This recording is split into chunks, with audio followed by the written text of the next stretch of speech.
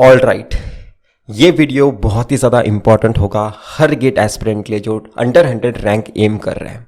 मैं आपके साथ 5 चीज़ें डिस्कस करूंगा। इन 5 चीज़ों पे फोकस करना, आपका प्रिपरेशन नेक्स्ट लेवल पे जाएगा, ये मैं आपको गारंटी देता हूँ। सबसे पहला पॉइंट धन एकेडमी के बारे में था, पर उसे लास्ट में डिस्कस करते हैं। और सेकेंड पॉइंट पे कॉन्सेंट्रेशन करते हैं, can I crack GATE exam. ये क्वेश्चन मेरे हिसाब से बहुत सारे एस्पिरेंट्स के दिमाग में होगा, आपके भी हो सकता है, तो इसे समझने की कोशिश करते हैं। एक एनालॉजी लाया हूं आपके लिए। मैं आपको क्वेश्चन करना चाहता हूं कि आप अगले महीने जीने वाले हो, क्या आप अगले साल जीने वाले हो, आप कितने साल जीने वाले हो, क्या मुझे बता सकते हो? मैं आपसे आपका फ्यूचर पूछ रहा हूं। कोई नहीं बता सकता, राइट? कोई भी नहीं बता सकता। हो सकता है एक इंसान अपने बारे में अच्छा बोले पर उसे भी क्लैरिटी नहीं होती कि उसके साथ आगे क्या होने वाला है, राइट? वैसी हमारी गेट एग्जाम है।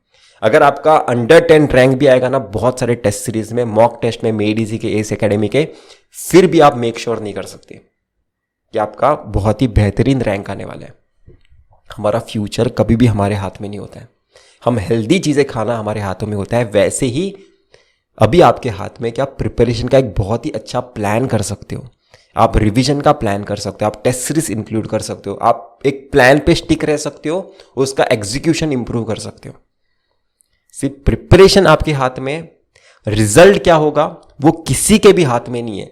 भले उस इंसान का 10 के अंडर रैंक क्यों ना आए मॉक टेस्ट में, फाइनली वो दिन की बात होती है, हमारे लक की बात होती है, राइट? लक पे इतना मैं बिलीव नहीं करता, पर हो सकता है कि हमारी नींद उस दिन पूरी ना हो या फिर हमारी हेल्थ उस दिन अच्छी ना हो, तो कुछ भी हो सकता है।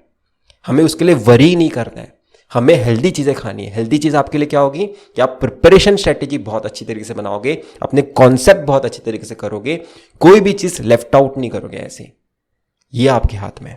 सेकेंड चीज़ पे डिस्कस करते हैं, वो है revision. Her aspirant, majority of the aspirants क्या करते हैं, लाइव लेक्चर ज्वाइन करते हैं। एक सब्जेक्ट खत्म हो गया, दूसरा सब्जेक्ट स्टार्ट हो जाता है, फिर से तीसरा सब्जेक्ट स्टार्ट हो जाता है, तो वो शिफ्ट करते रहते हैं सब्जेक्ट टू सब्जेक्ट। उनका एक सब्जेक्ट प्रिपेयर तो होता है, पर वो सब्जेक्ट होने के बाद वो कभी रिवाइज ही नहीं होता है, क्योंकि हम नया नया सब्जेक्ट पढ़ते रहते हैं। उनके दिमाग में चलते रहता है कि शायद से ना मैं दिसंबर मंथ में आके रिवाइज करूंगा। एक क्लैरिटी दे देता हूं आपको, आप तभी रिवाइज बिल्कुल भी नहीं करोगे जो आपके अभी आपके सब्जेक्ट्स हो चुके हैं, या फिर इससे भी पहले जो आपके सब्जेक्ट्स हो चुके थे वो आप वापस से प्रिपेयर करोगे, क्योंकि आपके दिमाग में से वो पूरा फ्लश आउट हो चुका होगा। तो अगर आपको कोई चीज रिवाइज करनी होती है तो वो भूलने से पहले करनी होती है। इनफैक्ट मैं आपको शॉर्ट में तरीका बताता हूं। आज अगर मेरा कुछ सब्जेक्ट्स हो गया है, ठीक है, और मैंने आज ही अपना एक सब्जेक्ट और एक कंप्लीट कर दिया है, तो मैं नए सब्जेक्ट पे जाने से पहले 1 हफ्ते का या फिर कितने भी दिन का गैप ले सकता हूं अपने मेक श्योर करने के लिए कि मेरे पुराने सारे सब्जेक्ट्स में रिवाइज करूं पहले, उसके बाद जाके मैं अभी नया सब्जेक्ट उठाऊंगा।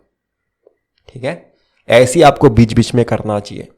आपको मेक श्योर करना है कि आपके जितने भी पुराने सब्जेक्ट्स हो चुके हैं वो रिवाइज करने के लिए एक अच्छा खासा गैप लो, 1 हफ्ते का लो या फिर 2 हफ्ते का लो, पर वो सारे सब्जेक्ट्स रिवाइज करो। वो डिपेंड करता है आपके कितने सब्जेक्ट्स हो चुके हैं। ठीक है, मैं थोड़ा क्लैरिटी दिया हूं कि नए सब्जेक्ट पे जाने से पहले आपको पुराने सब्जेक्ट्स अपने रिवाइज करने हैं। ये है फॉर्मूला ऑफ रिवीजन। तभी आपके दिमाग में कुछ कंफ्यूजन नहीं होगा, आपको डर नहीं होगा प्रिपरेशन करते वक्त। इसी से हमारा नेक्स्ट पॉइंट जुड़ा हुआ है, बहुत सारे एस्पिरेंट्स कॉन्सेंट्रेट नहीं कर पाते। तो कॉन्सेंट्रेट हम क्यों नहीं कर पाते? क्योंकि हमारे दिमाग में बहुत सारे क्वेश्चन चलते रहते हैं, हमारे दिमाग में बहुत सारा कन्फ्यूजन्स क्रिएट होते रहते हैं, हमारे दिमाग में बहुत ज़्यादा डर होता है गेट एग्जाम के रिलेटेड। और वो डर इसलिए है कि हमारे जो पुराने सब्जेक्ट्स हो चुके हैं वो हमने रिवाइज नहीं किए। अगर हमारे पुराने सब्जेक्ट्स रिवाइज हो चुके होंगे और अगर अभी हम अपना नया सब्जेक्ट उठाएंगे तो हमें क्लैरिटी है कि अभी मुझे इस पहाड़ को क्रैक करना है। तो अगर अपने दिमाग को फ्री करना चाहते हो, अपने कंफ्यूजन्स को भगाना चाहते हो, तो सबसे पहले आपको अपने पुराने सब्जेक्ट्स रिवाइज करने होंगे। जैसे पुराने सब्जेक्ट्स रिवाइज होंगे, दिमाग में से आधे क्वेश्चंस गायब। Can I crack GATE exam गायब, मेरा रिवीजन नहीं हुआ प्रीवियस सब्जेक्ट का वो गायब। ये 2 बड़े क्वेश्चन अगर आपके गायब हो जाएंगे ना, बहुत ही अच्छी तरीके से ध्यान लगा पाओगे। अभी आपको बहुत सारे मेथड्स भी लगाने की ज़रूरत नहीं, टाइमर्स भी देखने की ज़रूरत नहीं, क्योंकि आप अभी प्रिपरेशन इंजॉय कर सकते हो। और ऐसी ही प्रिपरेशन करनी चाहिए जहाँ पे घड़ी के कांटे के बारे में सोचना ना पड़े। हमें सोचना ना पड़े कि मैं 25 मिनट पढ़ूंगा या फिर 1 घंटे पढ़ूंगा।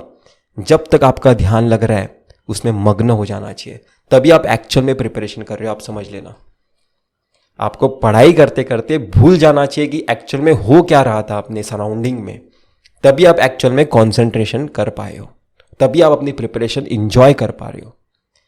ये स्ट्रगलिंग पीरियड नहीं है मेरे दोस्त, ये प्रिपरेशन पीरियड नहीं है मेरे दोस्त, ये एक बहुत ही अमेजिंग टाइम आपका चल रहा है कि आप प्रिपरेशन कर रहे हो, कॉन्सेप्ट समझ रहे हो, तो इसे इंजॉय करो। और इंजॉय तभी कर पाओगे जब दिमाग में से क्वेश्चंस, जो कन्फ्यूजन्स आपके क्रिएट हुए हैं, उसे आप भगाओगे। तो उसमें सबसे इंपॉर्टेंट कन्फ्यूजन ये होता है कि मैं रिवीजन कब करूँगा। तो रिवीजन अभी करो, जैसे ही वो क्वेश्चन गायब होगा दिमाग क्लियर हो जाएगा, आप अच्छी तरीके से कॉन्सेंट्रेट कर पाओगे। अभी घड़ी के कांटे की तरफ मुझे देखने की ज़रूरत नहीं है। अभी हम अपने 5th पॉइंट की तरफ जाते हैं। बहुत लोग को ये कन्फ्यूजन होता है, क्या मैं IAS एग्ज़ाम, गेट एग्ज़ाम, ऐसे बहुत सारे अलग अलग नाम से एग्ज़ाम्स हैं जो गेट एग्ज़ाम के सिलेबस के बेस पे क्वेश्चंस पूछते हैं, क्या मैं सारे गेट एग्ज़ाम्स टारगेट करूं? तो मैं फर्स्ट अटैम्प्ट वालों को इस पर क्लैरिटी दे सकता हूं। अगर आप फर्स्ट टाइम प्रिपेयर कर रहे हो, अगर आप अभी से ही इसे प्रिपरेशन अपना स्टार्ट किए हो, या फिर ये आपका फर्स्ट साल है गेट एग्ज़ाम का, फर्स्ट अटैम्प्ट है, तो आपको सिर्फ गेट एग्ज़ाम पे फोकस करना चाहिए। मैं नहीं प्रीफर करूंगा कि आप IAS एग्ज़ाम, HPL एग्ज़ाम, ऐसे बहुत सारे एग्ज़ाम जो है उस पर आप फोकस करो। सिर्फ गेट एग्ज़ाम पे फोकस करो। जो लोग सेकेंड अटैम्प्ट कर रहे हैं, जो लोग थर्ड अटैम्प्ट कर रहे हैं, वो सोच सकते हैं, उन्हें भी मैं प्रीफर करूंगा। अगर आप गेट एग्ज़ाम की तरफ क्लैरिटी है तो गेट एग्ज़ाम की तरफ ही जाना। पर अगर आपका फर्स्ट अटैम्प्ट है तो आपको सिर्फ एक ही एग्ज़ाम पे स्टिक करना है, क्योंकि आपको बहुत सारी चीज़ें अभी लर्न करनी है। ठीक है, गेट एग्ज़ाम की प्रिपरेशन सिर्फ कॉन्सेप्ट लर्न करना नहीं होता, हमें बहुत सारी चीज़ें लर्न करनी होती है। अगर आप एक एग्ज़ाम पे स्टिक रहोगे, आपके पास एक डायरेक्शन होगी कि आपको यहाँ पे जाना है, इस पहाड़ को क्रैक करना है। क्योंकि हमारा जब भी बहुत सारे टारगेट्स हो जाते हैं, हमारा एफर्ट्स डिवाइड हो जाता है। जैसे एफर्ट्स डिवाइड हो गया, हमारा परफॉर्मेंस भी डिग्रेड हो जाएगा हर एक टारगेट की तरफ। तो एक टारगेट सेट करो और उसी पे अपना पूरा निशाना लगाओ। ठीक है, गेट एग्जाम पे फोकस करो। अभी हम अपने फर्स्ट पॉइंट की तरफ आते हैं, जो था धन एकेडमी के रिलेटेड। सबसे पहले बता देना चाहता हूँ उन्हें, मुझे मेल करना बंद करो। मैं नहीं आने वाला आपके साथ। मैं थोड़ा बहुत टाइम पास कर लेता हूँ कभी कभी, पर मैं नहीं आता हूँ आपके साथ। मैं नहीं आना चाहता आपके साथ, ये मुझे पूरी क्लैरिटी। अगर कितने भी रुपए देने के लिए रेडी हो गए ना, फिर भी नहीं आना चाहता हूँ। और एक अभी मैं इस पॉइंट पे इसलिए डिस्कस कर रहा हूँ क्योंकि अभी के टाइम पे ना वो बहुत सारे गेट एस्पिरेंट्स को भी मेल करना स्टार्ट कर रहे हैं कि जो लोग ऐसे ही अपने वीडियोस अपलोड कर देते हैं यूट्यूब पे कि ऐसे हम प्रिपेयर कर रहे हैं, उन्हें भी मेल कर रहे हैं कि आप हम व्लॉगिंग चैनल बना रहे हैं, कि आप हमारे व्लॉग के लिए वीडियोस बनाना पसंद करोगे क्या। तो एक एस्पिरेंट ने मुझे कॉल किया था, उसने बताया था कि उसे एक महीने में 3-4 वीडियो देने थे या फिर 4-5 वीडियो देने थे 5-5 मिनट के।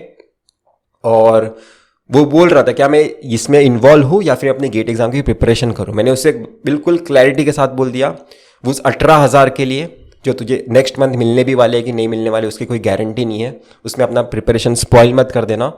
मतलब समझ रहे हो, अभी तक यूट्यूबर्स को भी यूज़ कर रहे थे, टीचर्स को भी यूज़ कर रहे थे, अभी एस्पिरेंट्स को भी यूज़ करना स्टार्ट कर दिया है।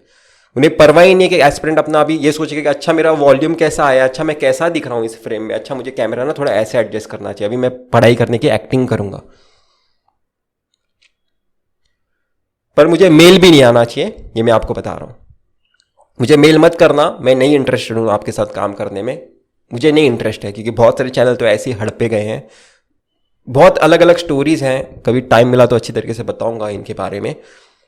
ठीक है, सिर्फ ये मत, वही होता है ना कि मैंने प्राइम मिनिस्टर बन के अगर हॉस्पिटल खोल दिया और फ्री में अगर दवाई देना स्टार्ट कर दिया, और रात के टाइम पे अगर मैं दारू की दुकान खोल के बैठा हूँ, तो दारू की दुकान के बारे में भी डिस्कशन होना चाहिए। सिर्फ फ्री में गरीब इंसान को मैं दे रहा हूँ इसके बारे में डिस्कशन करके बच नहीं सकते ना, दारू की दुकान भी तो चला रहे हो रात को। ठीक है, तो ये धन एकेडमी एक इमेजिनरी कैरेक्टर है। ठीक है, मेरे सपने में आया था, ये ऐसा कोई एक रियल कैरेक्टर नहीं है, कोई रियल कंपनी नहीं है, ये एक इमेजिनरी कैरेक्टर है जो मेरे सपने में आया था, उसके बारे में मैंने आपसे डिस्कशन किया। तो मैं होप कर रहा हूँ आपको इस वीडियो में मज़ा आया होगा। और अगर आपको मेरा वीडियो पसंद आता है तो आप इस वीडियो को लाइक कर सकते हो, नहीं पसंद आता है तो इस वीडियो को डिसलाइक कर सकते हो। शायद से इस वीडियो पे बहुत सारे डिसलाइक भी हो सकते हैं, तो मेक श्योर करना अगर आप मेरे फ्यूचर फंक i10 चैनल के मेंबर हो, अगर आप मेरे वीडियोस देखते हो तो आप मेक श्योर करना इस वीडियो को पक्का लाइक करना, क्योंकि डिसलाइक आने वाले हैं। तो इतना ही था इस वीडियो में, हम फिर मिलेंगे किसी वीडियो के साथ। Till then bye. मुझे लगता है कि एक पॉइंट पे डिस्कशन होना चाहिए जो अभी मेरे दिमाग में अचानक से आया। लाइफ में ना बहुत ज़्यादा क्लैरिटी होनी चाहिए कि आपको क्या करना है। अगर आप टाइम पास भी करना चाहते हो तो आप कितना टाइम पास करना चाहते हो आपको एग्जैक्टली पता होना चाहिए। आप किस चीज़ से टाइम पास करना चाहते हो वो भी आपको पता होना चाहिए, तो आप अपना टाइम वेस्ट नहीं करोगे। हमारा एक्चुअल टाइम वेस्ट कब होता है पता है? जब भी हम अननेसेसरी हमारा पेज स्क्रॉल कर रहे होते हैं, यूट्यूब का, इंस्टाग्राम का या फिर टिकटॉक का, कोई भी सोशल मीडिया प्लेटफॉर्म जो तुम चला रहे हो उस पर टाइम तभी होगा टाइम वेस्ट जब भी आप अननेसेसरी स्क्रॉल किए जा रहे हो। पर अगर आपको पता है कि आप क्या चीज़ पे फोकस करना चाहते हो, आप किस चीज़ को यूज़ करना चाहते हो अपने माइंड को थोड़ा रिलैक्स करने के लिए, तो वो टाइम वेस्ट नहीं होगा, वो टाइम इन्वेस्ट होगा। वैसे ही दूसरा चीज़, अगर आपको पता है कि आपके लाइफ में आपको कितने पैसों की ज़रूरत है तो आपको कोई भी इंसान खरीद नहीं सकता, क्योंकि आपको पता है कि आपके लाइफ में आपको कितने पैसे रिक्वायर्ड है एक अच्छी लाइफ जीने के लिए। जिन्हें पता ही नहीं होता कि उन्हें एक्चुअल में कितनी पैसों की रिक्वायरमेंट है, वही खरीदे जाते हैं। और मैं इन जनरल बता रहा हूँ आपको ये कि लाइफ में अगर आपको पता है कि आपको कितने पैसों की रिक्वायरमेंट है, आप बिल्कुल भी डगमगा नहीं सकते, ठीक है? आपको कोई नहीं खरीद सकता, या फिर आपका ईमान आप कभी भी बेच नहीं सकते। हमेशा याद रखना, क्लैरिटी होना चाहिए डिस्ट्रैक्शन की तरफ, और आपको कितने पैसे चाहिए अपने लाइफ को अच्छी जीने के लिए, ये क्लैरिटी रखना हमेशा। बाय।